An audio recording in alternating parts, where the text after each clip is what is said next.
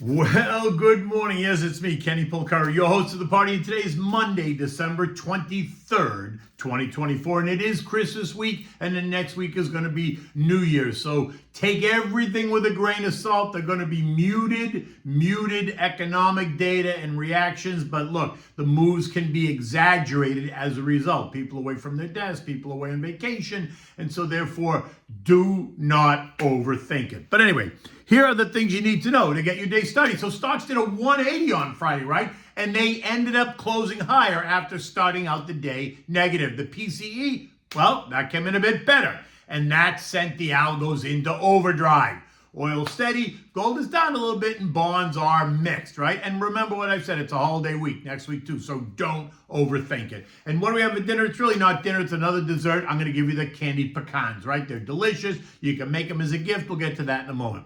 So what happened to all the weakness? What happened to the concern over slower rate cuts into the new year last week that sent stocks tumbling?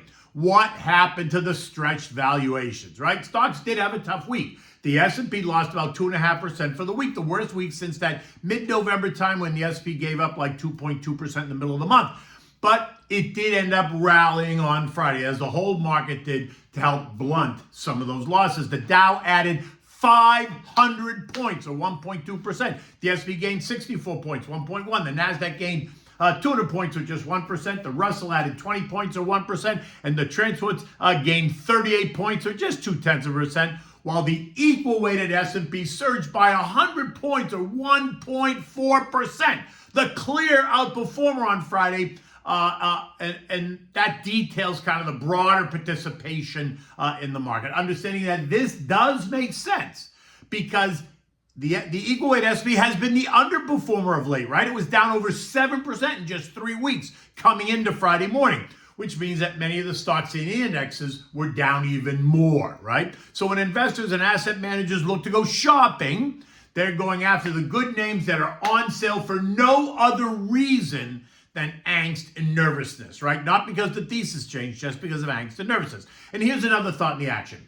The Dow, the Russell, and the equal-weighted S&P were all kissing or in oversold territory. Think the relative strength index. So a bounce should not be a surprise at all to anybody. So what happened? Well, the PCE happened, and it surprised nearly everyone. The PCE month over month coming in weaker than the estimate, so only up 0.1, which is down from 0.2, right, last month. Core PCE month over month also came in a bit weaker at plus 1/10, down from plus 0.3 last month. Year over year reads coming in at plus 2.4%, the estimate was 2.5, and the core year over year coming in at plus 2.8 when the estimate was plus 2.9. And this was welcome news, taking stocks from negative in the pre-market to positive by the end of the day. It was a brilliant day. But be careful not to get caught up in it just yet. It is year end. Many investors and traders are away from their desks, and move can and most likely will be more exaggerated. Right? We've been talking about this. So while it felt good after the beating that stocks took, I remain cautiously bullish, which means I still expect the markets to advance over the long term, but I remain cautious coming into the new year, and I've said this now for weeks. Look, JJ pulled the rug out last week when he suggested that the number of rate cuts in 2025 were not going to be what the algos had expected because the data remains strong. The labor market is not collapsing. Recall the speed at which the tone changed on Wednesday, right? Markets went from being upbeat to downbeat very quickly on the back of that news. The algos went into overdrive on the sell side. The Dow and everyone else getting whacked as the algos, just lit up and went into overdrive, shooting first only to ask questions later. What Friday's data revealed, remembering that it's only one data point, is that the economy is cooling but remains fairly robust, which to me means that we should not be expecting triple or quadruple rate cuts in the new year, right? In fact, Chicago Fed President Austin Goolsbee, who is very dovish, did say that while we may get a shallower rate cutting path in 25, he is still expecting the Fed's policy rate to fall a judicious amount. What exactly does that mean? Well, the market clearly means that the market clearly thinks that it means 3 or 4 rate cuts is coming. I do not. A judicious amount refers to an amount that is carefully chosen and appropriate for the situation. It implies using good judgment to determine how much something is needed, avoiding extremes like too much or too little, right? So for example, when I'm cooking, I'll add a judicious amount of salt, meaning just enough to enhance the flavor without overpowering the dish, which is exactly what so many of us want JJ to do. Just enough to not overpower the economy, right? Now, the key words are carefully chosen and avoiding extremes. So unless the bottom falls out, I just don't see how we're going to get any more than 2 cuts, right? That JJ suggested. I'm not even sure we're going to get 2 cuts, which, by the way, would take interest rates down to 3.75/4, which I think falls into the overpowering category. But hey, that's me. Remember, I do not get a vote. I don't sit on the committee. Look, not cutting rates as swiftly as some want is not necessarily bad news because the economy is strong. So not cutting rates is actually good news. Investors should welcome the fact that rates could remain right here, which means that they've done a good job. To me, cutting rates from here suggests the economy is failing, which it is not. So be careful what you wish for. As I've been saying all along, we have a new administration, we have new policies, we've got less regulation. It's all going to come into play. So what's the rush? JJ is right to favor a pause ahead of this unfolding drama in DC, which is why I suggest that new money in your IRA or 401k or Roth investment account, you can afford to be patient a little bit, right? You can afford to wait. Look, you're invested, so you are participating. What I'm saying is don't get FOMO-ized, right? Don't let them get you all excited that you're missing out. You are not.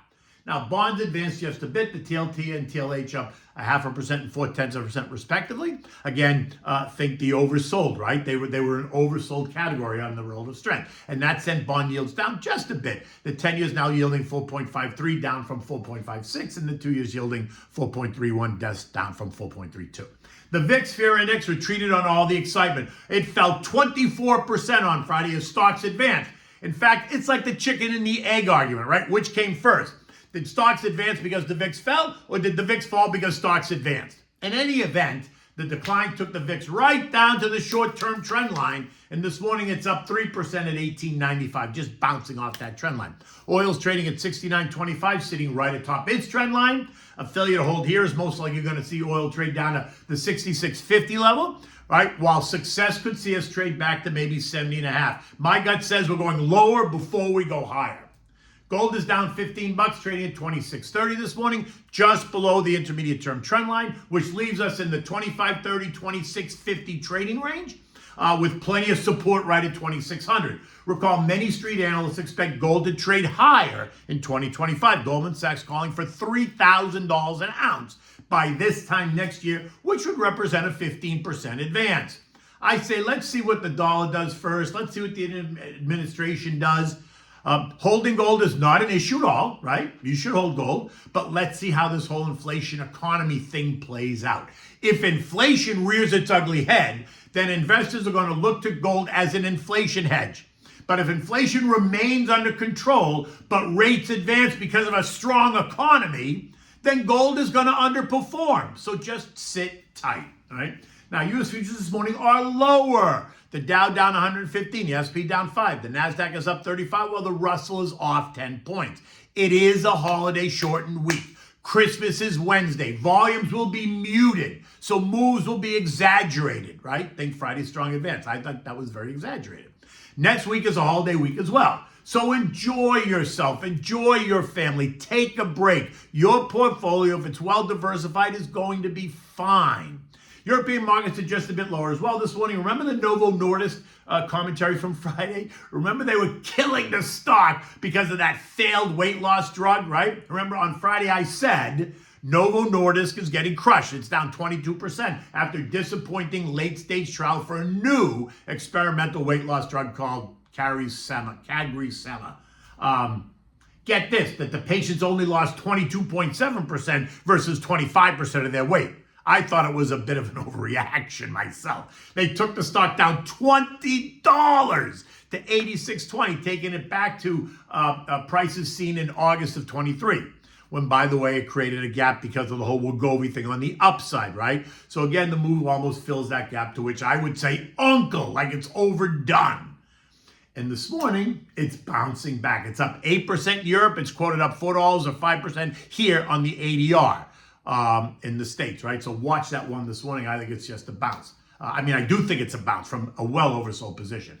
Now, the SP ended the day up 64 points at 59.30, nearly filling the gap created on November 6th.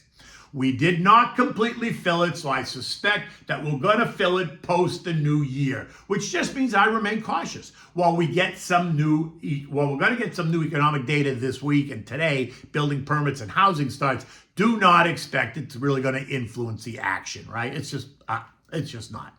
I think it's just more churn going into the end of the year. The official Santa Claus rally period begins this week and ends on January 3rd. The question is he coming or not?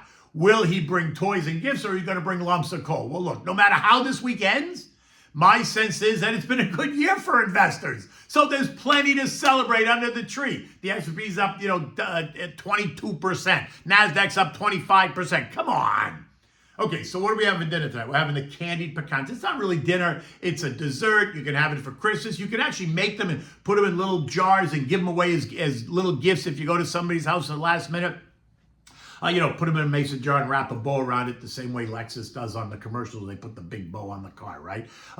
Because you can use these in a range of dishes. Your breakfast cereals, salads, desserts. You can just eat them just like this. They're delicious. Now, for this, you need 3 large egg whites, 1 cup of sugar, 1 teaspoon of cinnamon, 4 cups of pecan halves, right? And a half a cup of melted butter. I always use a little bit more, but that's me. Lightly whip the egg whites, add the sugar, the cinnamon, the pecans, and blend it all together. Make sure it's all coated. Pour the melted butter on the baking sheet. Spread the pecan mix on top, and then spread it out, right? Put it in the oven, bake it for 30 minutes at 350 degrees, turning those nuts about every 10 minutes or so. You're careful not to burn them.